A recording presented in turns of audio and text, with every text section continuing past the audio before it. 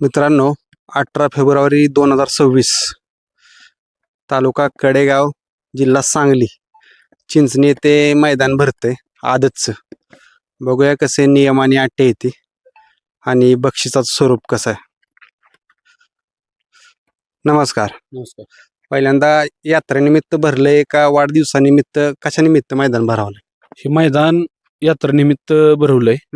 आमच्या गावचे पीरदैवत ग्रामदैवत श्री गायकवाडसो यात्रा कमिटीच्या वतीनं हे मैदान भरवलंय आणि अखिल भारतीय बैलगाडी संघटनेच्या नियमानुसार हे मैदान पार पडत आहे. बक्षिसाचं कसं स्वरूप आहे? प्रथम क्रमांक आहे 51,000, द्वितीय 41, तृतीय 31, चतुर्थ 21, 11 आणि 7 आणि 5 7 बक्षीस आहेत. प्रवेश फी किती राहील? प्रवेश फी 700 रुपये. आता यांच्याकडे येतो. आता फाट्याचा पल्ला किंवा लांबी रुंदी कशी असेल? फाटीचा पल्ला 700 फूट आहे आणि एका फाटीच्या मधला अंतर म्हणजे 15 फूट आहे अंतर. आगळ पगळ फाटी आहे पळायला आदत बैला.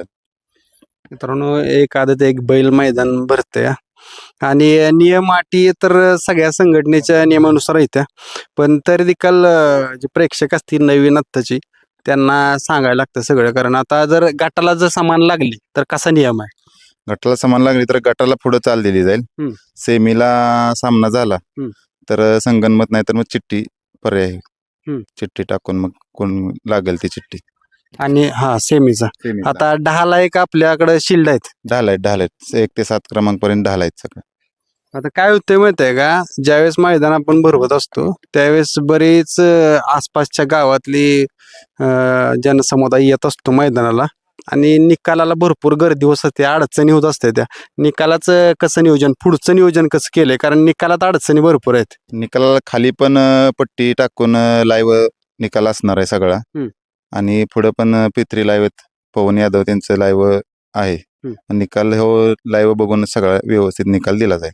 आता निकाल 3 अँगलने दिला जाईल, ड्रोनच्या किंवा पाठीमागचा पुढचा दोन्ही साईडचा अँगलला निकाल दिला जाईल. ड्रोनच्या साह्याने निकाल दिला जाईल सगळा व्यवस्थित. आता बैलगाडी मालक येणार आहेत त्यांना काय आव्हान करचाल? नाही, मैदान चांगलं आहे. फाटी पण आगळ पकळ आहे. आदत बैल पळण्यासारखी फाटी आहे. कटनाचं मैदान आहे. आदत वासरांना पळायसारखं मैदान आहे. तर सगळ्या बैलगाडी मालकांना विनंती आहे की मैदान येऊन सहभागी होऊन शोभा वाढवावी आणि मैदान हे रीतसर होणार आहे संघटनेच्या मान्यतेने सगळं नियमानं आणि पारदर्शक हे मैदान होणार. मित्रांनो, गावकऱ्यांच्याकडे त्यांच्या दो कमिटीवाल्यांच्याकडे आता यात्रेनिमित्त मैदान भरतंय तुमच्या, कसं असणार आहे नियोजन दिवसभरात? सकाळी 9 वाजता यात्रा कमिटी वतीनं बैलगाड्या शर्यत चालू होणार आहेत. ते संध्याकाळी बैलगाड्या संपेपर्यंत ते नियोजन असणार आहे. 5 पर्यंत फायनल होणार आहे. 5 पर्यंत 5ला फायनल पळणार. आता काय होतंय माहिती आहे का, आता मैदान म्हणलं की गाववाले असतील किंवा गावातल्या गाड्या असतील, बऱ्याच गोष्टी असतात. जुन्या काळापासून ही आपली परंपरा चालू झालेली, चालत आलेली. गावातल्या गाड्या वगैरे गावगट वगैरे असलं काय होईल का? नाही, नेमाला सगळ्या गाड्या पळणार. गावगट हे काय शेपटीचा होणार नाही. चिठ्ठी टाकून जे गाड्या आहेत त्या नोंद करून त्या गाड्याची नेमानच होणार आहे त्या. आणि सगळ्या गट पडणार आहे ते आदल्या दिवशी पडणार. 17 तारखेला संध्याकाळी 8 वाजता पडणार आहेत. तर सर्व प्रेक्षकांनी म्हणजे गाड्या मालकांनी गाड्या नोंद कराव्या. आणि हे मैदान जवळजवळ म्हणजे मला वाटतंय की 500 रुपये बक्षीस होतं तेव्हापासून यात्रा कमिटी बक्षीस म्हणजे गाड्या चालू आहेत त्या. आता 51,000 रुपये पहिलं बक्षीस आहे. तर सर्वांनी उपस्थित राहिलं तर नियमानं संघटनेच्या नियमाप्रमाणे निकाल ही दिले जातील. काय अडचण आली तर वर संघटनेला फोन करून त्यात काय त्रुटी असल्या तर पटवून बघून घ्यायला. आता साईडला काय नदी किंवा कालवा किंवा विहीर असं काय अडचण आहे का? नाही, तशी काय अडचण नाही. आणि दोन्ही साईडला बॅरिकेड होणार आहे. त्यामुळे काय अडचण नाही तशी. आणि तुम्ही आता फाटी प्रत्यक्षात दाखवाच म्हणजे हे ह्याच्यावर. मित्रांनो, फाटी तर आपण दाखवणार आहोत, कारण मेन महत्वाचा मुद्दा येतो बैलगाडा मालकांच्यासाठी म्हणजे फाटी. आता किती एक महत्वाचा मुद्दा राहिला, किती गाड्या नोंद होणार आहेत ते पण सांगा. आणि नोंद आम्ही तसं 340 वर नोंद बंद करणार आहे. कारण आम्हाला काही करून मैदान 5 वाजायच्या आत उरकायचं आहे.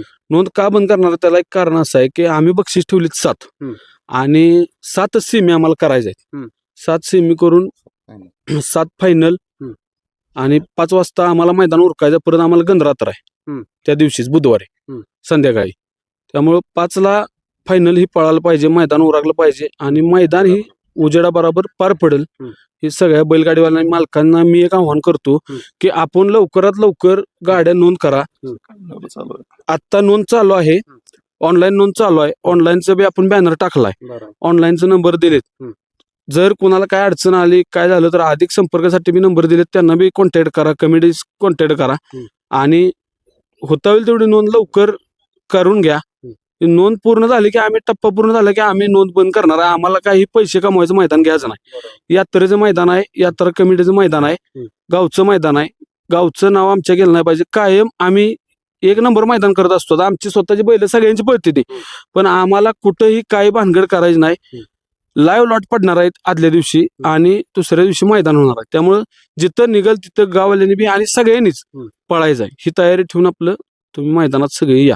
मैदानाला यासाठी बी 3 वाटा आहे. त्या वाटाचं बी आम्ही जागोजाग झेंडा लावून आणि फकी टाकून तिथं दिशा दाखवणार आहे. ह्या सगळ्या गोष्टी होतील. आता इकडून समजा आता ह्या कोल्हापूर भागात येणारी माणसं असतील किंवा इकडून सातारा भाग असेल किंवा खटाव भाग, कसं तरी सांग चला.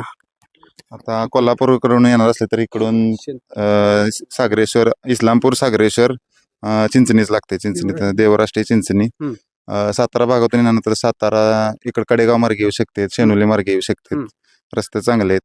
खटाव भागातल्या लोकांना काय सांगता? एक पुढे शेनोली मार्गे कोण येणार असं घाटातून वर तर शिरसगाव मधून बाहेरचा रस्ता आहे, तो डायरेक्ट चिंचणीच्या कॅनलवर येतो. कॅनलवरून डायरेक्ट ग्राउंडवरच येतो. तिथे दिशा दाखवली जाईल, तिथून वरती या. नंतर पुन्हा कडेगाव खटाव मार्गे जे येणार कडेगाव मधून चिंचणीतून डायरेक्ट मैदानावर येते डायरेक्ट, तिथं पण दिशादर्शक दाखवली जाईल. आणि कोल्हापूर भागातून जे येणार आहेत सागरेश्वर घाटातून किंवा भावानगर घाटातून, या 2 घाटातून वर आले की डायरेक्ट चिंचणीमध्ये या.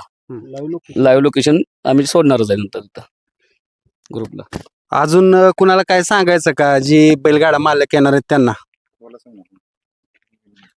मैदान हे अतिशय पारदर्शक पाठीमागे आम्ही केलेलं आहे आणि आता सुद्धा जे संघटना बैलगाडी आहे त्यांच्या नियमानुसारच होईल.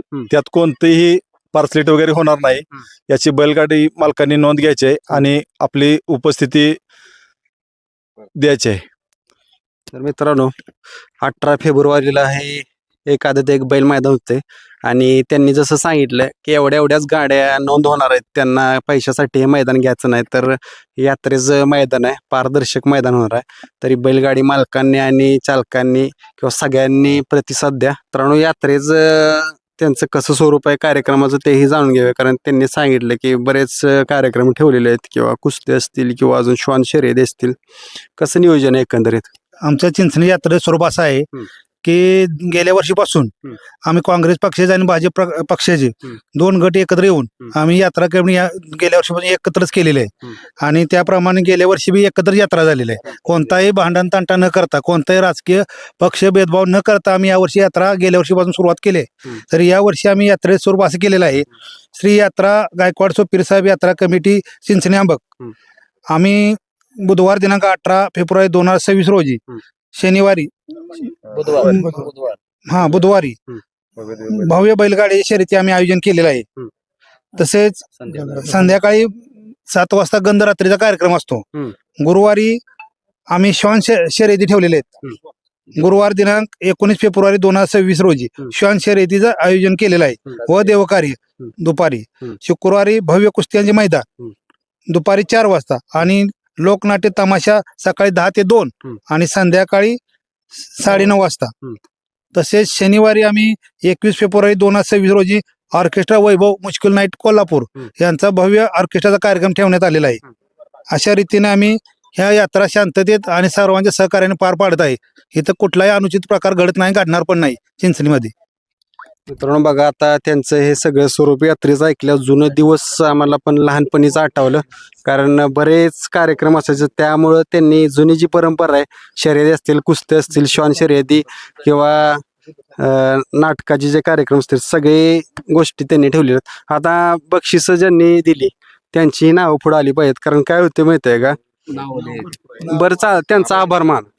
बक्षीस श्वान शर्यत असून दे, बैलगाडा शर्यत असून दे आणि कुस्ती आणि बाकीचे देणगीदार यांच्या सर्वांचे आम्ही आभार मानतो. सहकार्य त्यांचे दरवर्षी आम्हाला राहते आणि इथून पुढे त्यांचे सहकार्य राहील. यांच्या वतीने यात्रा कमिटी वतीने त्यांचे आम्ही आभार मानतो. मित्रांनो, बैलगाडा मालक पण उपस्थित आहेत, त्यांचंही 2 शब्द घेऊया. कारण या कसं आहे, फाटी वगैरे बघितली का? फाटी एकदम उत्तम आहे. इथून यात्रा कमिटी चिंचणीनं चांगलं नियोजन केलंय.